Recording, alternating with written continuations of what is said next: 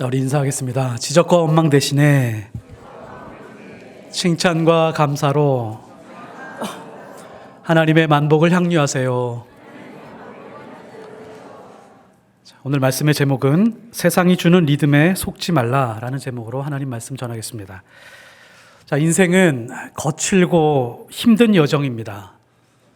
인생이 이렇게 힘든 줄 알았으면 태어나지 말았을 걸, 이런 생각도 간혹 할 수도 있습니다. 그 정도로 인생은 때로 사납기도 하고 두렵기도 합니다.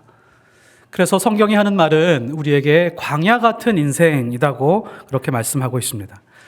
광야가 왜 힘들까요?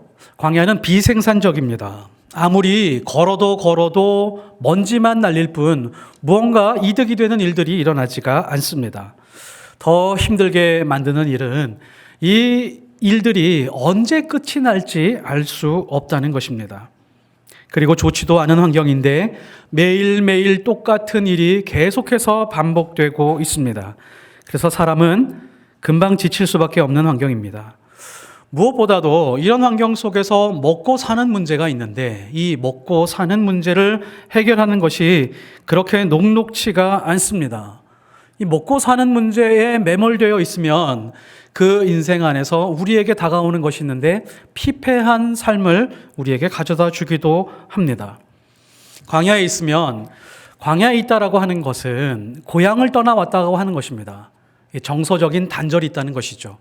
우리하고 친했던 사람들, 우리와 사랑을 나누고 있었던 그 사람들과 정서적인 단절이 있을 수도 있고 거기에서 많은 감정적인 메마름이 있을 수가 있습니다.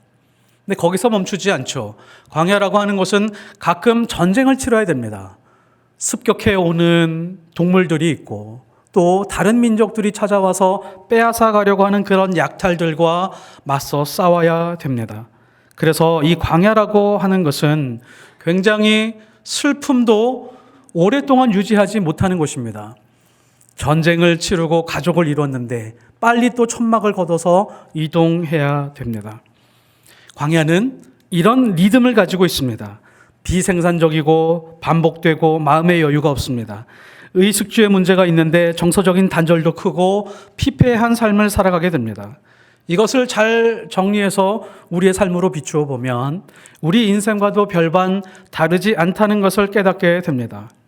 우리도 먹고 사는 문제에 시달리게 되고 거기에 불안감도 커지게 되죠.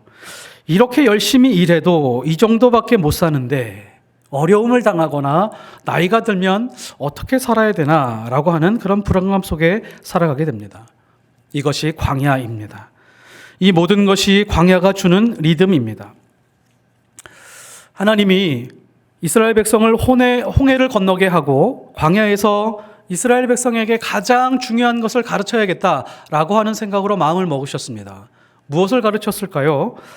광야의 치열한 현장에서 그 현실에서 생존하는 법을 가르쳐 주었으면 좋았겠건만 그 생존하는 법을 가르쳐 주는 것에 별로 관심이 없으셨습니다. 가나안 땅에 들어가면 다른 민족들과 전쟁을 치러야 되는데 수도 없는 전쟁을 치러야 되는데 전쟁을 대비하기 위해서 군사훈련을 시켜 주셨으면 좋았으련만 군사훈련에도 관심이 없으셨습니다. 어린아이들이 성장하고 있습니다. 청소년들이 광야에서 성장하고 있는데 이 청년들이 성장해 갈 때 미래를 대비하는 방법, 그런 것들을 좀 가르쳐 주셨으면 좋았겠건만 하나님은 그런 것을 가르쳐 주는 것에 관심이 없으셨습니다. 하나님은 이스라엘 백성의 필요와 요구와 욕구가 무엇인지 분명하고 확실하게 알고 계신 분이셨지만 그 필요와 욕구를 충족시키기 위해서 아무 일도 하지 않으셨습니다. 사람들의 생존에 필수적인 것은 외면하고 냉정하리 많지 하나님은 하나님만의 일을 하고 계셨습니다. 하나님은 어떤 일을 하셨을까요? 이스라엘 백성들을 위해서 무슨 일을 그렇게 열심히 하셨을까요? 이스라엘 백성들은 노예였습니다. 노예들의 뼛속까지 스며들어 있는 그 땅의 리듬을 끊게 만드셨습니다. 그리고 하늘의 리듬을 세우는 일을 성실하고 신실하게 하고 계셨습니다.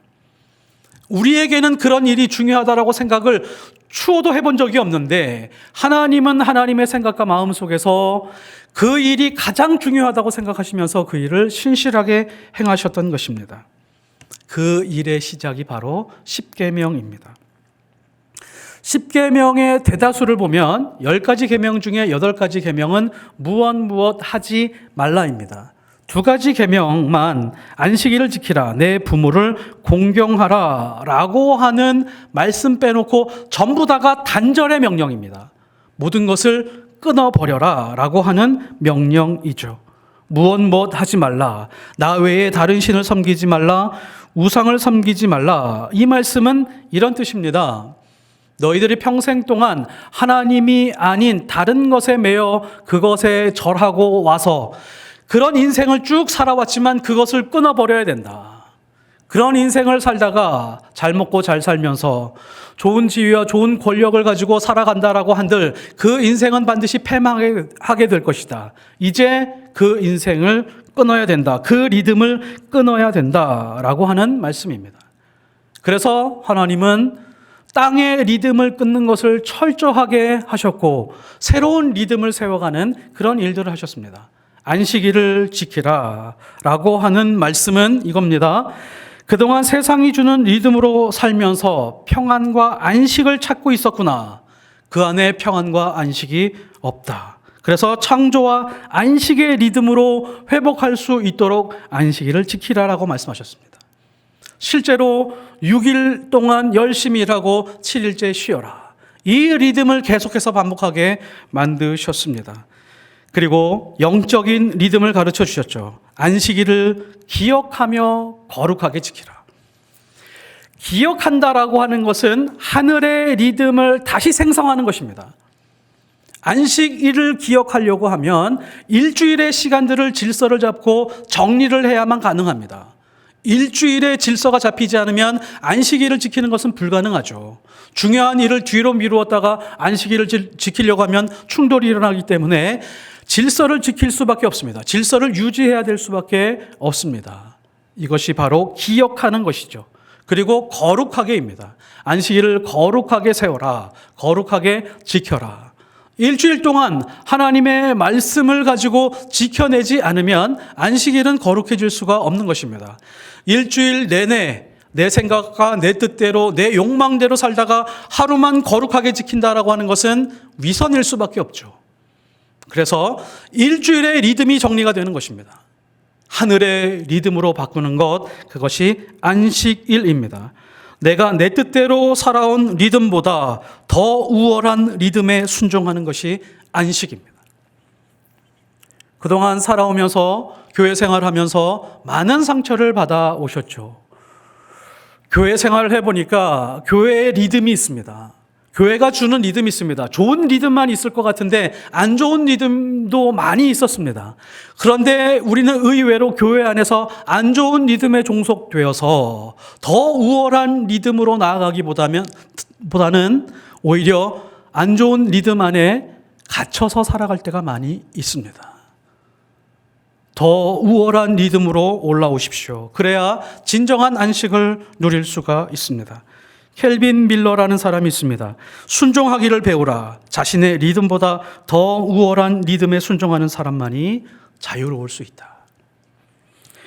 광야 같은 세상에서 하늘의 리듬대로 살 수 있는 최고의 방법과 최상의 방법이 있습니다. 그것이 무엇일까요? 예수 그리스도입니다. 그 최상의 리듬을 우리에게 주시기 위해서 그전에는 율법으로 주셨지만 때로는 성막으로 주셨지만 지금은 예수 그리스도라고 하는 인격체로 주시면서 세상의 리듬을 따라가지 말고 예수 그리스도가 주시는 그 리듬 안으로 들어와라. 그러면 세상의 어떠한 리듬도 침범할 수 없으며 세상이 주는 그 리듬을 뛰어넘을 수 있다. 예수 그리스도만이 땅의 리듬을 끊고 하늘의 리듬으로 살게 하시는 분이시다. 이것이 오늘 말씀의 핵심입니다. 오늘 말씀의 세 구절을 보면 이 땅에서 살 수 있는 최상의 리듬을 가르쳐주고 있습니다. 14절부터 한번 보겠습니다. 그러므로 우리에게 큰 대제사장이 계시니 승천하시니 곧 하나님의 아들 예수시라. 우리가 믿는 도리를 굳게 잡을지어다. 그러므로 우리라고 하는 존재는 어떤 존재죠? 광야 같은 세상에서 한참을 계속해서 반복적으로 걸어가고 있는 그런 사람들에게입니다. 우리에게 광야같이 힘겨운 인생을 사는 사람들에게 예수 그리스도가 함께 하시면 광야의 리듬이 무력해질 것이다. 왜요? 하나님 말씀처럼 승천하신 이가 예수님이시기 때문입니다. 승천이 뭐죠? 땅에서 하늘로 올라가는 것입니다. 땅의 힘을 무력화시키고 하늘로 올라가는 분, 그분이 하나님이시고 예수 그리스도이십니다. 중력, 세상에 있는 모든 물체는 다 땅으로 끌어내리게 되어 있는데 예수님만큼은 세상의 어떠한 힘이라도 예수님을 끌어내릴 수가 없다. 예수 그리스도를 붙들고 있으면 세상의 어떠한 힘이라도 우리를 세상 중앙으로 끌어내릴 수 없다. 승천하시는 그 예수 그리스도를 붙잡으라라고 하는 것입니다. 여기서 더 중요한 것이 있는데 예수님이 승천하고 어디로 가셨을까요? 어디로 가서 무엇을 하셨을까요? 이것이 굉장히 중요한 부분입니다. 우리는 십자가의 사건과 부활의 사건을 아주 분명하게 알고 있습니다. 그런데 승천 이후에 하나님이 예수님을 어디로 불러가셨는지에 대해서는 정확하게 또 혹은 흐릿하게 알고 있을 때가 많이 있습니다. 정확하게 알지 못할 때가 있습니다. 그 승천 이후에 명확한 내용을 알려주는 것이 바로 히브리서입니다. 히브리서 9장 11절 그리스도께서는 장래 좋은 일의 대제사장으로 오사 손으로 짓지 아니한 것 곧 이 창조에 속하지 아니한 더 크고 온전한 장막으로 말미암아 영원한 속죄를 이루사 단번에 성소에 들어가셨느니라. 예수님이 부활하시고 난 다음에 승천하셨습니다. 승천하시고 가신 곳이 바로 하늘의 성소입니다. 영원한 속죄를 단번에 이루기 위해서 그 속죄를 한 번에 확증시키기 위해서 성소 안으로 들어가셨습니다. 승천의 목적이 있고 승천 이후에 하실 일이 있으셨습니다. 예수님의 승천은 하늘 성소에 들어가서야 완성되셨습니다. 완성을 위해서만 성소에 가셨을까요? 무언가 아주 뚜렷한 목적이 있으셨습니다. 누구를 위해서 완성했는지 한번 보십시오. 9장 24절에 보면 그리스도께서는 바로 그 하늘에 들어가셔서 우리를 위하여 하나님 앞에 나타나시고 십자가와 부활을 믿고 험한 세상에서 살아가야 하는 우리를 위하여 지금도 여전히 무언가를 지속적으로 행하게 하기 위하여 승천하신 이후에 성소 안으로 들어가신 것입니다. 그래서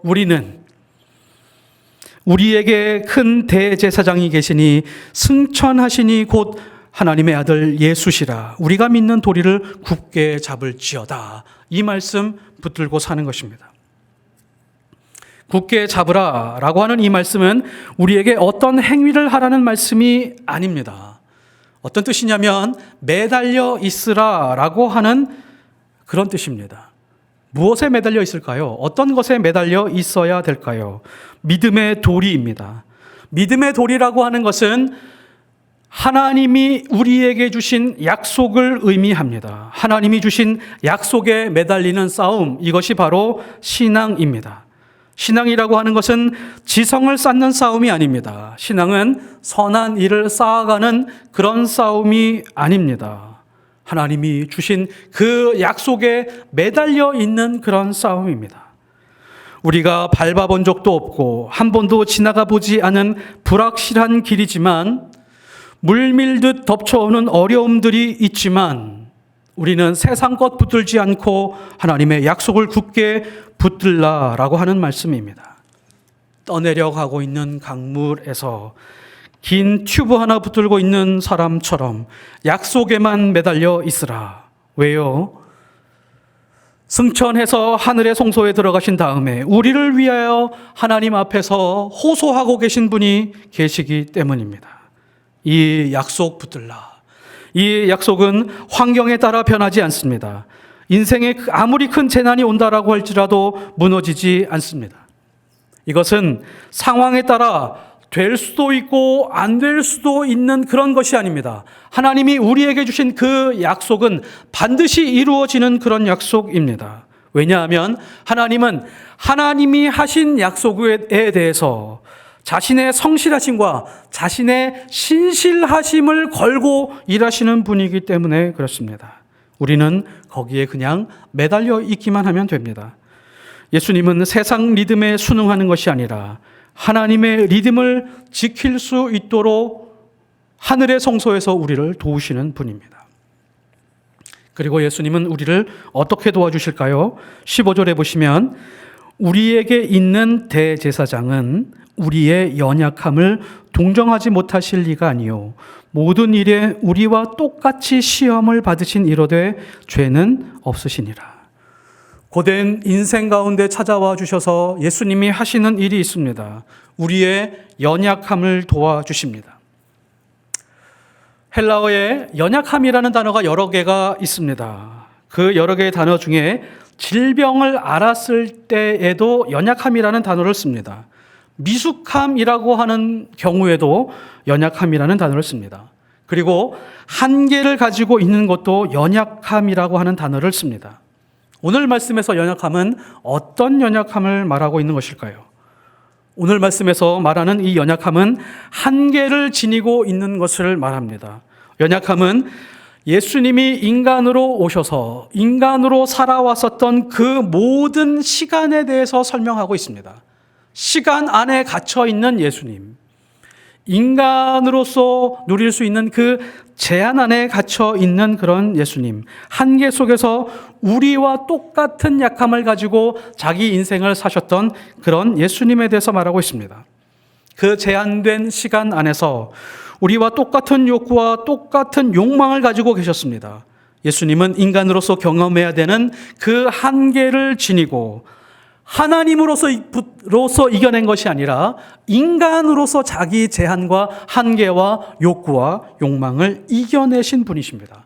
그러니까 우리와 똑같은 갈등과 걱정과 염려를 경험하셨던 분이십니다. 똑같은 불안과 두려움을 경험하셨던 분이시죠.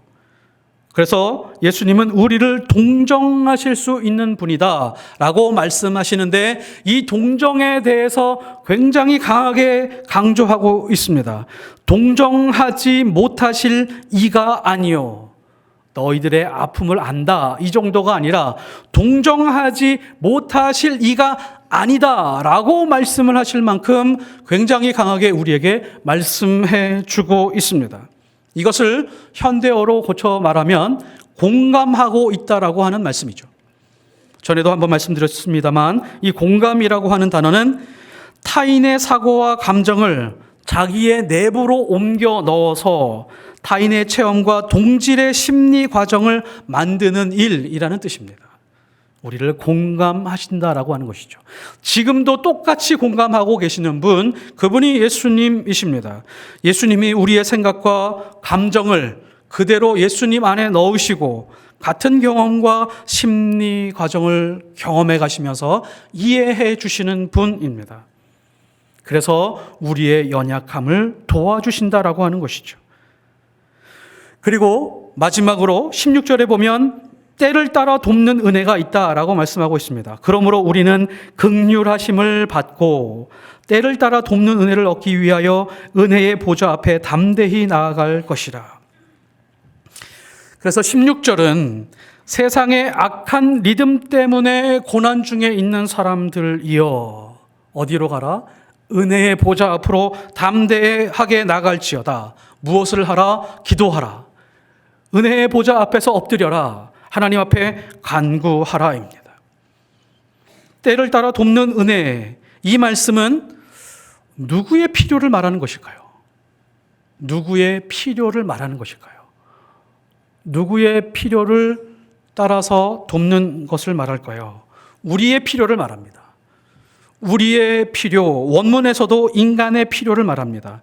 여기에서 우리는 오해를 발생시킬 때가 있습니다. 내가 필요한 모든 것, 지금 내가 살아가면서 필요한 모든 것을 은혜의 보좌 앞에 나가서 예수님에게 다 말하면 때를 따라서 하나님께서 채워주실 거야 라고 하는 생각을 가지고 신앙생활할 때가 있습니다. 그런데 중요한 것이 있습니다. 우리의 필요는 맞습니다. 우리의 필요는 맞는데 누가 더 잘 아느냐는 다른 문제입니다. 우리의 필요를 우리가 잘 알고 나의 필요를 내 자신이 가장 잘 알아 라는 생각을 가지고 하나님 앞에 나갈 때가 있습니다. 그런데 여기서 깨뜨려야 될 것이 있습니다. 우리의 필요를 가장 잘 아는 분은 내가 아니라 하나님이십니다. 하나님이 우리의 필요를 잘 알기 때문에 그 필요를 채워주시는 분은 하나님이다라고 하는 것을 우리가 놓쳐서는 안 됩니다. 그리고 때도 마찬가지입니다. 때도 우리가 정할 때가 있죠. 하나님, 지금 이 때에 이만큼, 이 정도가 필요합니다. 그래서 공급해 주시고 채워주십시오 라고 때를 한정할 때가 있지만 하나님께서 채워주실 그 때는 우리의 때가 아니라 하나님의 때입니다. 우리의 때보다도 하나님의 때에 채워줄 때 가장 적절하고 가장 확실하고 가장 풍성한 것입니다. 우리의 필요는 맞지만 때와 가장 잘 아는 것에 대해서는 우리가 구분할 필요가 있습니다. 기도의 철칙이 있죠. 기도의 철칙이 있습니다. 에베소서 6장 18절에 보면 항상 성령 안에서 기도하고입니다. 우리는 우리의 뜻대로, 우리의 의지대로, 우리의 욕망대로 기도하는 것이 아니라 항상 성령 안에서 기도하는 것입니다. 성령 안에서 기도하면 아주 놀라운 것을 발견하게 됩니다. 기도하면 구하는 것을 주시는 것이 아니라 좋은 것을 구하게 만드십니다. 좋은 것을 구하게 만드십니다. 하나님, 내가 원하는 것을 채워주십시오. 내가 원하는 것을 원하는 때에 채워주십시오. 라고 하는 대로 이루어지는 것이 기도가 아니라 성령 안에서 기도하는 것은 하나님, 제가 가장 좋은 것이 이런 것이었군요. 기도하면서 깨닫게 됩니다. 내가 좋은 것이 이것인 줄 알았는데 A인 줄 알았는데 B가 가장 좋은 것이었군요. 가장 좋은 것을 선택하게 하시고 그것을 구하게 만듭니다. 성령은 우리에게 필요를 알려주시고 나의 욕심은 내려놓고 기도하고 가장 필요한 것이 무엇인지 알게 하시며 그것을 간구하게 하시고 하나님의 때에 채워가게 만드십니다.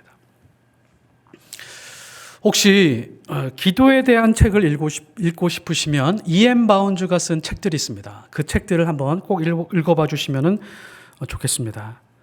이 E.M. 바운즈가 이런 말을 합니다. 기도는 하나님의 긍휼을 입는 가장 적극적인 삶의 방식이다. 오늘 말씀에 나와 있죠. 그러므로 우리는 긍휼하심을 받고 하나님의 긍휼하심을 입는 가장 적극적인 삶의 방식이다. 그래서 기도 없는 사람만큼 교만한 사람이 없고 기도하며 살아가는 사람만큼 겸손한 사람이 없다라고 말합니다. 아주 정확한 표현입니다. 기도하는 사람은 가장 좋은 것이 무엇인지를 알기 때문에 하나님의 뜻이 무엇인지 분별해낼 수 있는 사람이기 때문에 항상 내 뜻을 내려놓고 겸손한 삶을 살아갈 수밖에 없습니다. 그런데 내 뜻대로 기도하면서 그것이 조금씩 이루어가는 것을 보고 그 사람은 내 뜻대로 이루어진 것이기 때문에 그것이 내 뜻대로 되었기 때문에 교만하는 삶을 살아가게 됩니다. 그러면서 점점점 기도가 사라지게 되죠. 기도하며 살아가는 사람만이 겸손한 사람입니다. 그리고 이 말을 덧붙입니다. 내 뜻이 무너지고 아버지의 뜻이 채워져가는 과정이 바로 기도다. 너무너무 멋진 표현이 아닐 수가 없습니다. 때를 따라 돕는 은혜가 바로 이 자리에서 오게 된다는 것을 놓치지 마십시오. 오늘 말씀에서 때를 따라 돕는 은혜를 얻기 위하여 어디로 가라라고 정확한 장소를 우리에게 알려주고 있는데요. 우리는 잠옷 때를 따라 돕는 은혜에서 멈출 수가 있습니다. 그런데 성경은 어느 특정한 장소를 우리에게 알려주고 있죠. 은혜의 보좌 앞입니다. 은혜의 보좌 앞으로 반드시 나아가라. 요한계시록에 보면 하나님의 보좌는 항상 예배의 자리입니다. 찬송의 자리고 찬양의 자리입니다. 예배의 중심으로 살아가면 때를 따라 돕는 은혜가 있다.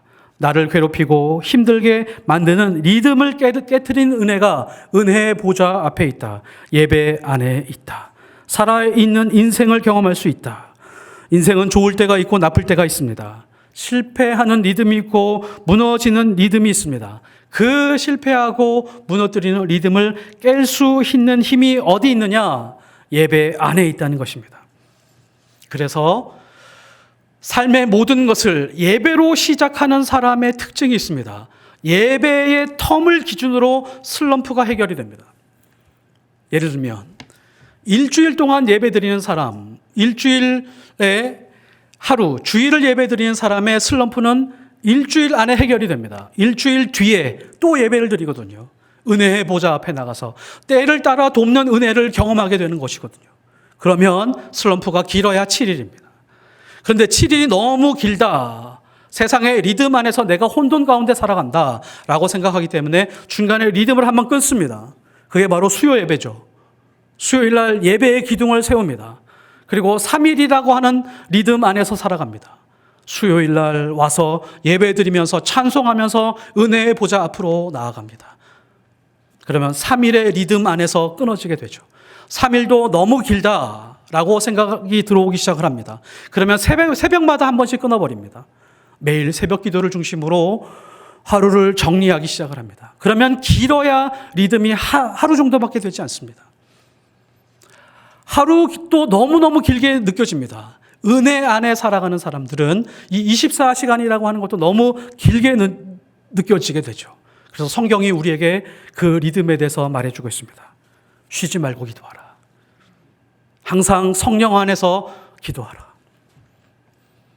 하나님의 말씀이 우리 인생을 너무 정확히 알고 계셨던 것입니다. 리듬을 길게 잡으면 일주일 단위로 3일 단위로 잡으면 그래도 넘어지더라.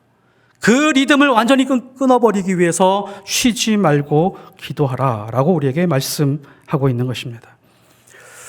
부부 싸움을 하다가 보면 벽에 부딪힐 때가 있습니다.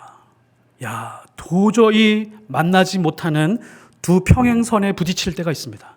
이 사람을 도저히 이해할 수 없습니다. 어떻게 이런 사람과 평생을 살아야 할지 그런 고민과 고뇌 속에 빠질 때가 있습니다. 저도 그런 적이 있습니다. 이것을 어떻게 해결해야 될까? 그런데 어디에서 해결할 수 있냐면 하나님의 성소에서 해결이 됩니다.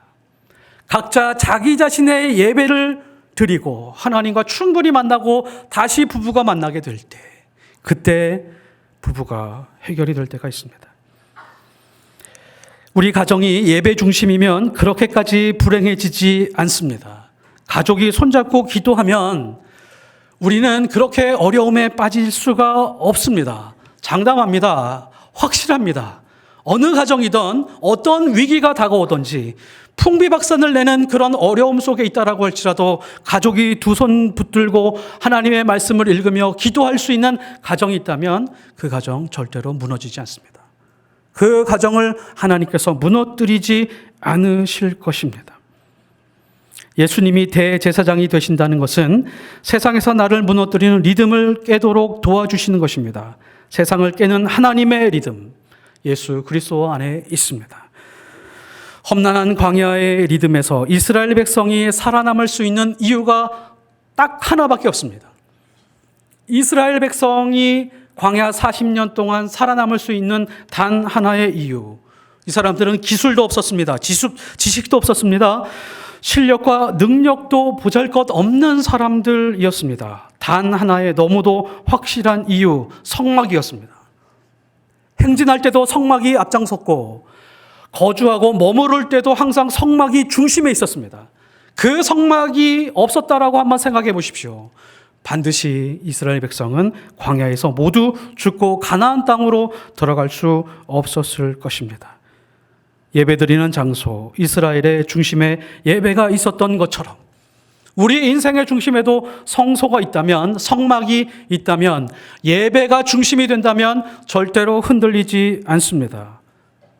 사람이 먹고 사는 문제에 매몰되다가 보면 열심히 살아야겠다는 생각을 합니다. 열심히 살아야지, 먹고 사는 문제 해결해야지, 자녀들 잘 키워야지, 먹고 사는 문제에 매몰될 때가 있습니다. 빠져들 때가 있습니다. 그러면 만만치 않은 세상이기 때문에 세상의 리듬 안에서 푹 젖어서 살 수밖에 없습니다. 그러다가 보면 열심히 살고 성실하게 살았기 때문에 보답이 있죠. 보상이 있습니다. 승진도 하게 되고 때로는 사업에서 돈도 갑자기 많이 벌게 되고 여유가 생길 때가 있습니다. 그러면 세상의 리듬 안에 있었기 때문에 하나님의 리듬 안으로 들어오는 보장이 있을까요? 그렇지 않습니다. 하나님을 믿는다라고 했었지만 세상의 리듬 안에 젖어 있었기 때문에 여유가 생기면 세상의 리듬을 또 타기 시작을 합니다. 흥청망청하기 시작을 합니다. 즐기기 시작을 합니다. 때로는 어떤 사람들은 성적으로 타락하는 그런 삶으로 살아갈 때도 있습니다. 그래서 하늘의 리듬을 우리 인생 안에 바로 세워놓고 있지 않으면 모든 사람들은 넘어지게 되어 있습니다. 실패하게 되어 있습니다.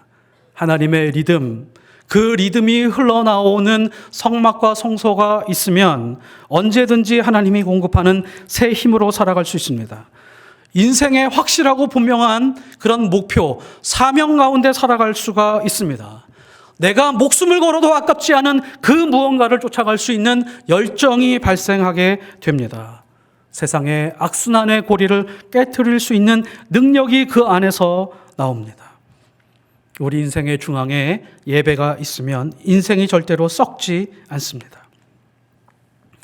세상이 주는 리듬에 속지 마십시오. 세상의 리듬에서 벗어날 수 있는 방법은 바로 이 말씀입니다. 그러므로 우리는 긍휼하심을 받고 때를 따라 돕는 은혜를 얻기 위하여 은혜의 보좌 앞에 담대히 나아갈 것이다. 이 말씀을 가장 잘 설명하는 장면이 바로 탕자입니다. 탕자는 아버지에게 돌아가면 무언가가 있을 것이다. 아버지에게 돌아가면서 무엇의 운명을 걸었을까요?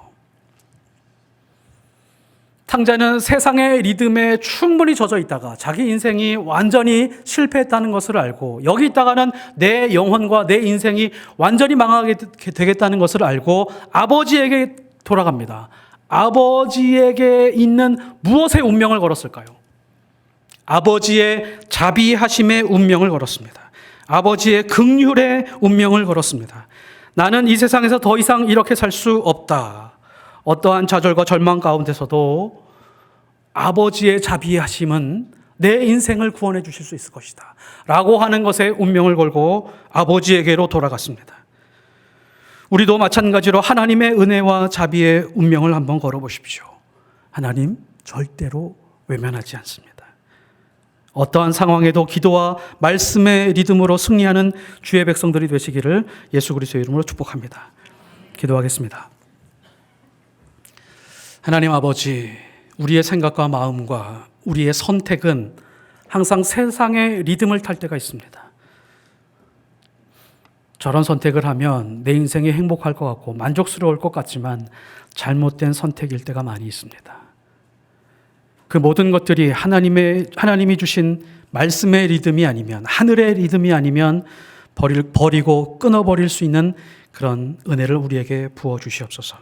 우리는 날마다 은혜의 보좌 앞에 담대히 나아가며 우리 인생의 예배를 철저하게 세우며 기도의 삶으로 하늘의 리듬을 타며 말씀의 은혜로 하루하루 살아가는 주의 거룩한 백성들 될 수 있도록 주님 붙들어 주시옵소서. 감사와 영광을 올려드리며 예수 그리스도 이름으로 기도드렸사옵나이다. 아멘.